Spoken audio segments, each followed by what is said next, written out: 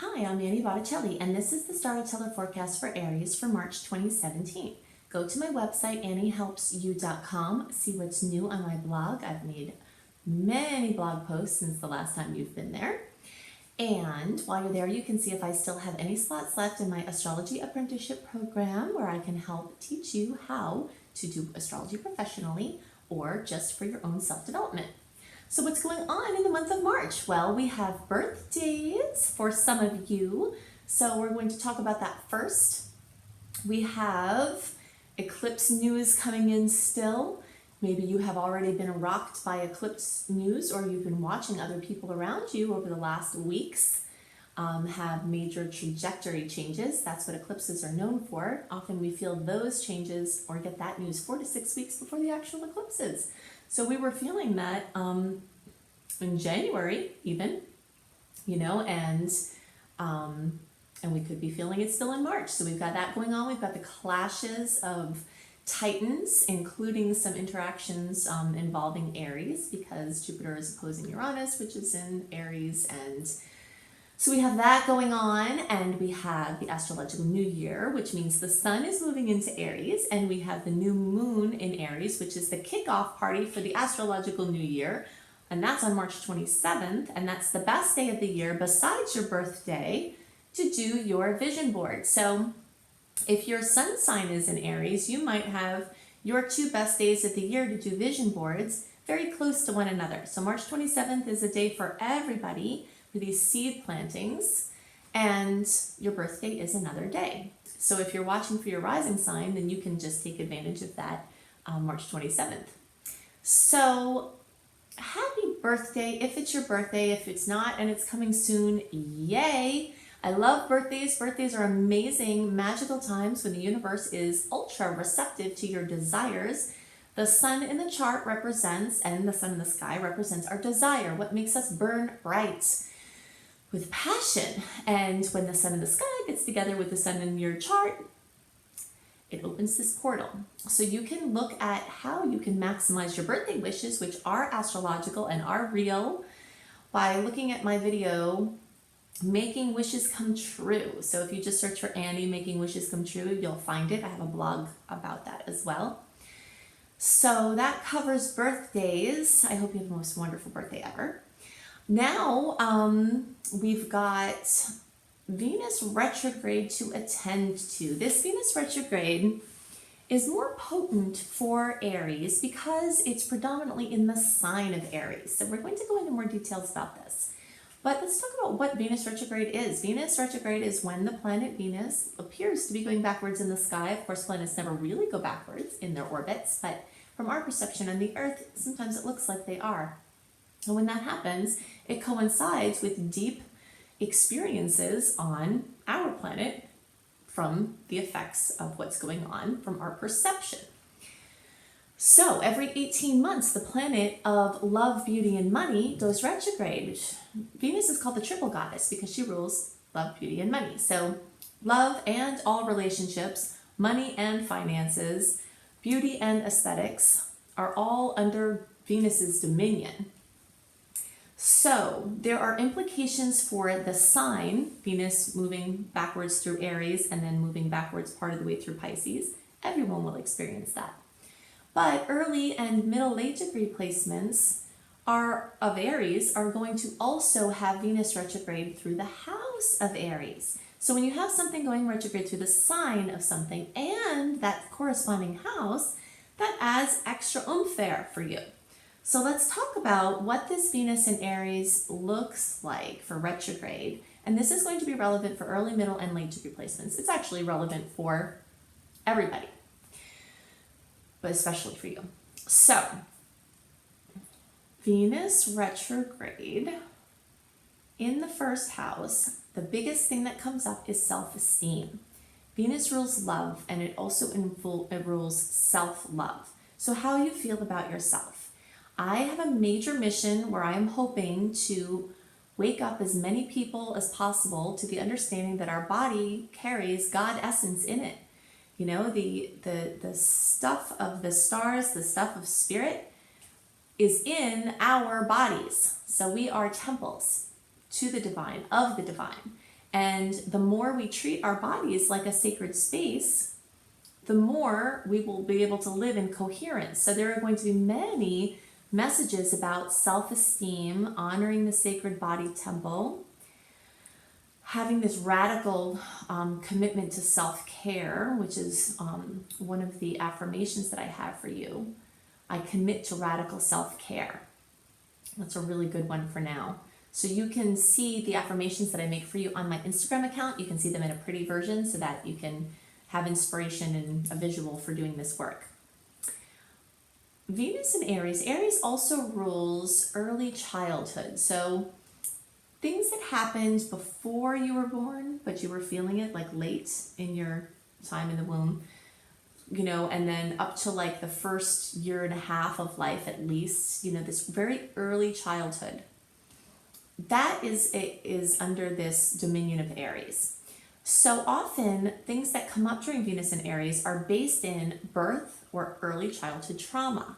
So you might find that if you're not honoring your body and using it as sacred, or, you know, treating it as sacred, it might be because you had trauma in that period of time, birth trauma or early childhood trauma, or someone close to you went through something like a divorce that you experienced that interfered with your self-esteem.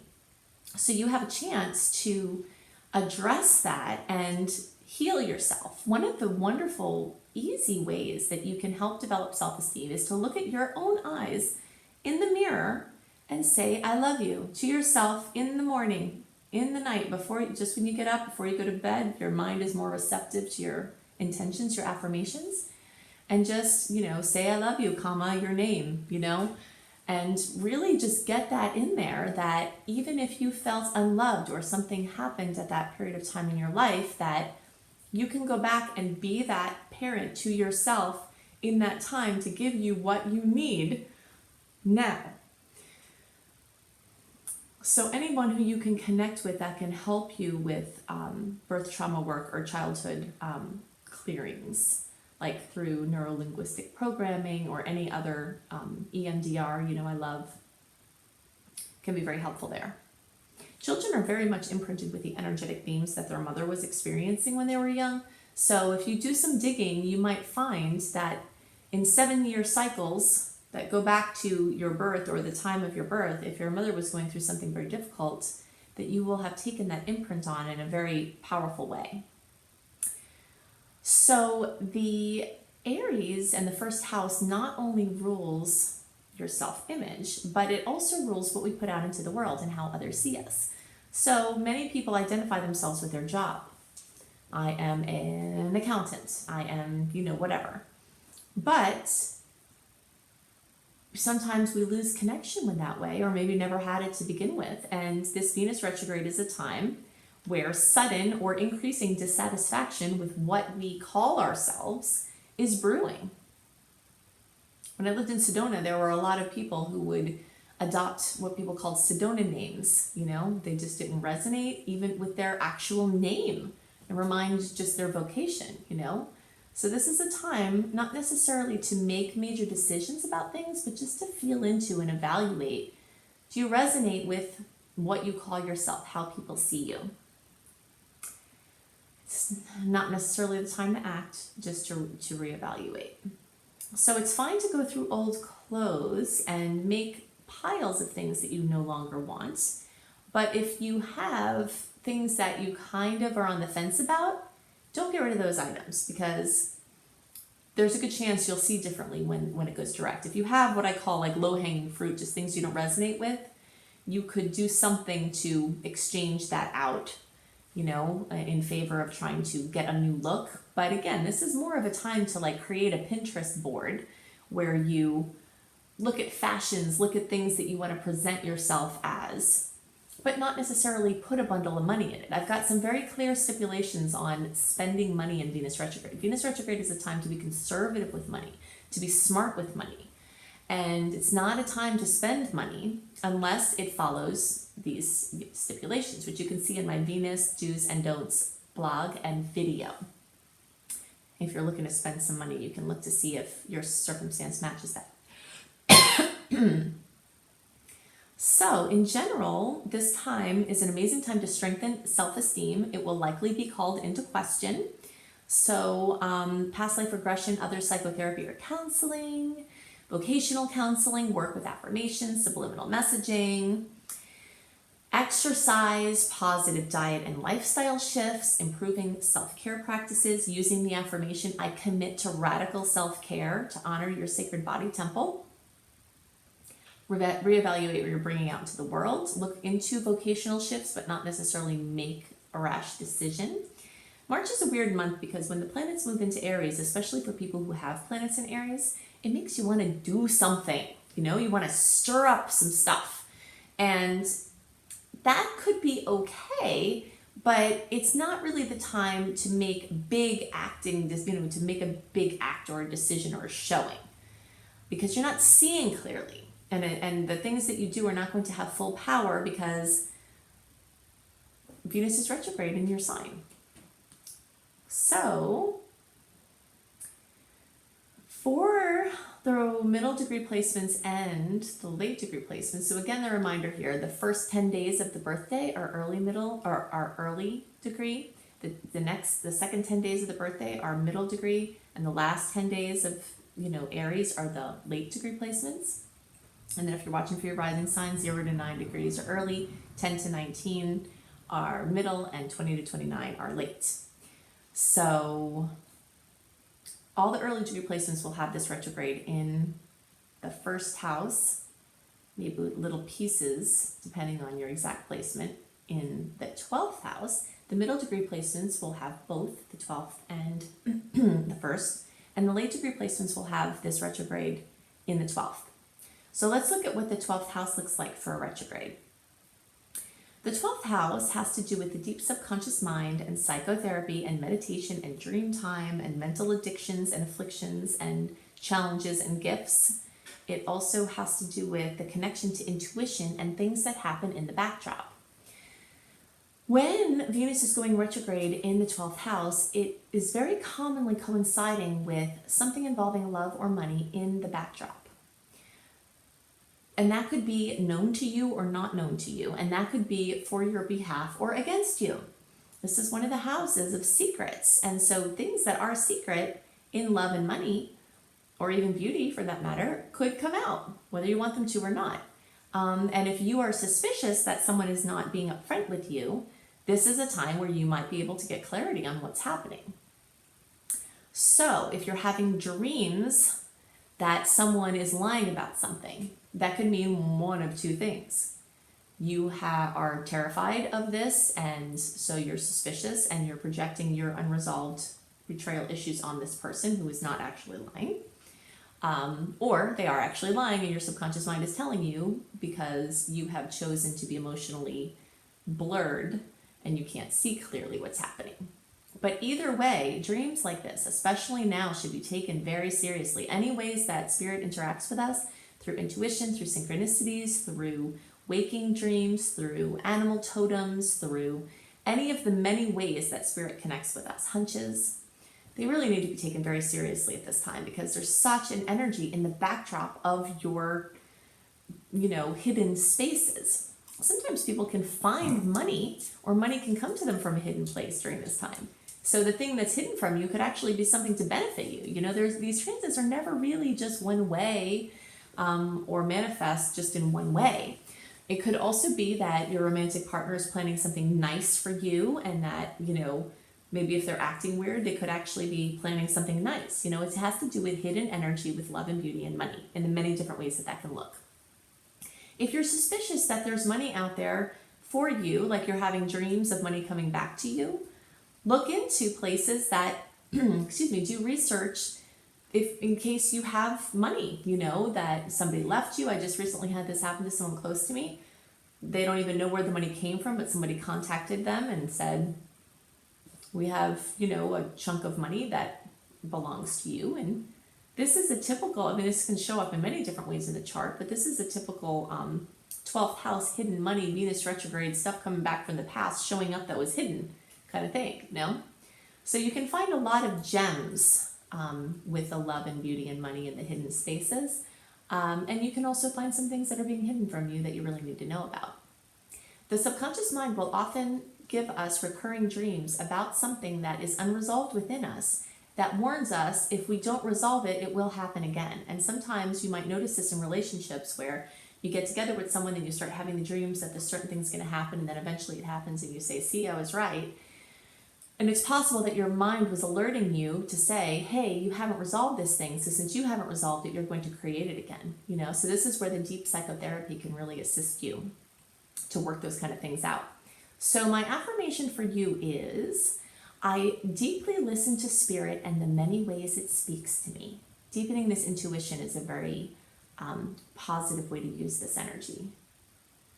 So these are the things that I wanted to talk about specifically for Aries. Now I want to get into more, which is very Aries based. This is a very Aries time of the year. Talk about these clashes with Jupiter and how you can choose to summon your inner badass, which is my general theme for all the general transits this month. So I'm calling the theme of the month for the general transit, so this is relevant for all signs. Summon your inner badass. And what I imagine when I'm seeing the energies of March all coming together is a hero that is walking through a scene that we're observing, and there are difficulties coming at them, and they're standing tall and strong and confident and moving through and being triumphant at the end of the challenges.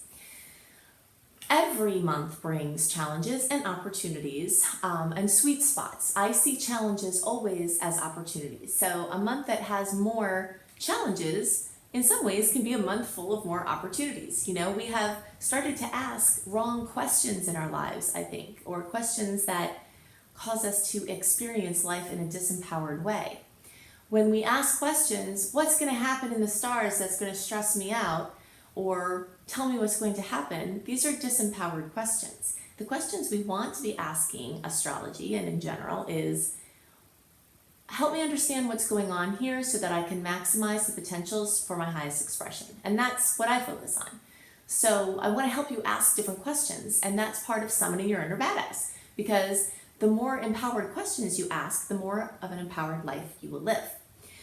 So we've got multiple important aspects going on this month, and I'm going to go through them and how I think that we can most use them. There are also some lesser aspects that you definitely will feel, sweet days, challenging days, etc. A longer list of those that you can get when you sign up for my free email newsletter at anniehelpsyou.com. You'll get my monthly write-up, which includes a written version of the things that I touch on in the horoscope for the general transits, and it also includes more things that I don't have time to talk about. So if you have signed up for my email newsletter and you're not receiving it, it could be in your spam or social or events folders, because I do send them out every month. Okay, so the first aspect of the month is March 2nd, and this is Jupiter in Libra opposing Uranus in Aries, and this is happening at 20 degrees. So if you have planets near the 20 degrees, you're probably you're going to be affected more than these aspects without them, but globally everyone will still be experiencing this. So that expression, things come in threes, is astrological, and that's because often things that we're experiencing come from aspects in the sky, and these ones that are big long-term themes, they usually involve what I call the titans, the outer planets. It's like a sumo match between these planets that just carry a massive amount of power and a massive amount of potential. So when you have Jupiter, an outer planet, and Uranus, an outer planet, coming together in what could be considered a challenging aspect called an opposition, they're trying to find balance. An opposition is two opposing forces. They're antagonistic, but they can also become synergistic. So the more you can transcend whatever the issue is, the more those planets will work in synastry. So Jupiter wants to expand, and Uranus wants to innovate. Libra is the planet of the sign of we, and Aries is the sign of me. So we've got a me-we aspect of a theme trying to get things worked out that started at the end of December. And this is in March 2nd, it's the second pass. And then on September 27th, we have the final part of the story. These are like chapters in a story that are ongoing. So it's some sort of breaking free from constraints in relationships And that's basically the theme. So we might perceive someone as limiting us, or someone might be perceiving us as limiting them, and maybe that is true. But what's probably more true is that we have limitations within us as far as how we can experience relationship, and we project that limitation on all of our relationships because it's coming from the inside. So you have an opportunity here to break free from your pattern within yourself, so you can stop enslaving your partner to play a certain role, and you can stop being attractive to those circumstances that are unfulfilling for you. So that's very exciting. So then on March 4th, we have Venus going retrograde. We've been talking about this for a while because the shadow period started at the end of January. And this transit only happens once every 18 months, and there's a lot that goes along with it. So definitely check out my Venus retrograde do's and don'ts blog and video. I'm also writing some other extensive Venus retrograde blogs that you can look for on my website, anniehelpsyou.com. And the basic gist of Venus retrograde is that Venus, we call Venus the triple goddess because she rules love, beauty, and money. So beauty also includes aesthetics in your environment, art, design, fashion, appearance, things like that. So she's going backwards, and when she goes backwards, it's a time to reconsider everything about love, beauty, and money. It's a time to go back to old ideas, old things that worked, old clients. Many people will revisit previous relationships. People who are staying in the same relationship will revisit topics that came up in the past, for better and worse. Venus retrograde is not just a time where unresolved conflicts can come up, although that is definitely a theme. Anything swept under the rug in love, beauty, or money will come back up to be looked at. But it's also a time where lots of magic can return to those areas of life. You can find money. You can have love return to a relationship where it had left. You can find some riches with your self-esteem development, which is another important topic for this retrograde. So we've got that going on from March 4th through April 15th. And it's going to be retrograde from 13 degrees of Aries back to 26 degrees of Pisces. So in the, we talked about where the Venus retrograde is taking place in the house for your sign. For all signs, we will experience Venus retrograde in Aries, which is similar to the first house, or is the same as the first house retrograde, and 26 degrees of Pisces, which is the same as the 12th house retrograde. So depending on where your placements were for your sign, you might be having the same themes come up, or you might be having some additional themes come up. But the general story of Venus in Aries has to do with self-esteem. It's talking about appearance, fashion, how you put yourself out into the world. Pisces has to do with hidden places. So this is a place where this hidden money can come to you, money that you didn't know that you had, or that you hid from yourself, or that was in the backdrop somehow. It's just stuff from the past involving love, beauty, and money. That's the basic gist of Venus retrograde. So then on March 12th, we have a full moon at 22 degrees of Virgo. And full moons, the best way to manage full moons, I think, is to leave some space around them, because full moons are a time when our emotions just sort of shake off. Everything that we've been accumulating for the month coming to fullness is just a time to shake it off, like a dog shakes off water, So often there's something dramatic, or there's something really cool going on that you want to be present for, So I usually keep a little space around the full moons for whenever these manifestations come up, because the best way to deal with them is to be present with them. So Virgo rules health, your daily work, it rules pets. So it's possible that something involving those things could come to your attention, or need attention, or come up as a focus at this time. The full moon is also making quite a lot of aspects, opposing Mercury and Chiron, trining Pluto, and squaring Saturn. So we've got a lot of power at this full moon, I think, to overcome the energy of woundedness. And this is going to be a theme this month because of aspects with Chiron. Chiron is an asteroid that is called the Wounded Healer. And the idea of the Wounded Healer, or my understanding of the Wounded Healer, and as I've observed it through countless charts, is that it's a place of weakness. That deep place where if someone gets at that, then you don't know what comes out. It gets ugly, It's a very wounded place, or a very weak place for you. So the idea of Chiron, the highest vibration, is that you strengthen, you focus that your attention on that weakness or that vulnerability, and it becomes a strength.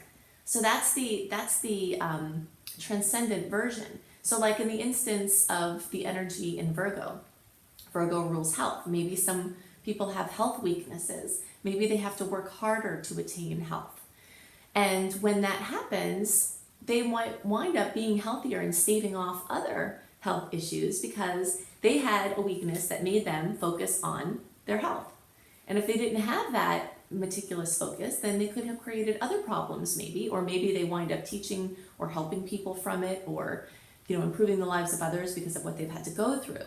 So this is just an example of how you can take any woundedness that comes up this month or ever and convert it into something positive and powerful and supportive. So on March 20th, we have the beginning of the astrological new year. I never feel like the new year is starting on January 1st, especially when it's in the midst of a retrograde like it was this year and some other years. So March is when the planets start to move into Aries, and the planet of Aries, or the sign of Aries, is the baby of the zodiac. It's that bursting forth, that energy of spring, something new beginnings. So you'll see as the planets are moving into this sign, people get impulsive, they get excited, they get wild, they want to do stuff, they feel active. And this is the energy of New Year.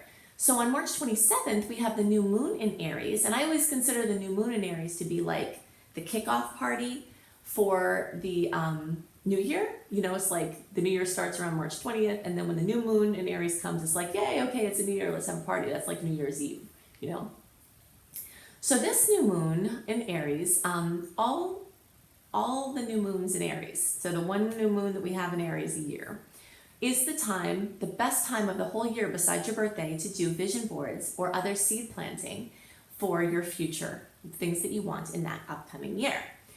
So definitely take full advantage of that. This new moon also carries a lot of power. It's conjunct Chiron and Venus. It's a square Saturn, and it's coinciding with a Mars in Taurus and Neptune sextile, which is a 60-degree angle. It's a positive angle. So there's, again, a lot of power behind this moon phase. On March 30th, we have our last big aspect of the month, which is the second Jupiter square with Pluto. Similar to how we've been talking about this Jupiter opposition with Libra, how it happened once last year, so did this Jupiter and Pluto aspect. And this one's happening at 19 degrees. On November 24th of last year, this Jupiter and Pluto first pass happened. Now on March 30th, the second pass happens. And then on August 4th, the last pass will happen. So we've got these 3 chapters of this ongoing story. And one of the main themes, I think, of this ongoing story has to do with ambitions, rising ambitions, and the idea of competition and what we have to do or what we're willing to do or what we think we have to do to succeed. In a third dimensional reality, there is competition. There's focus on competition.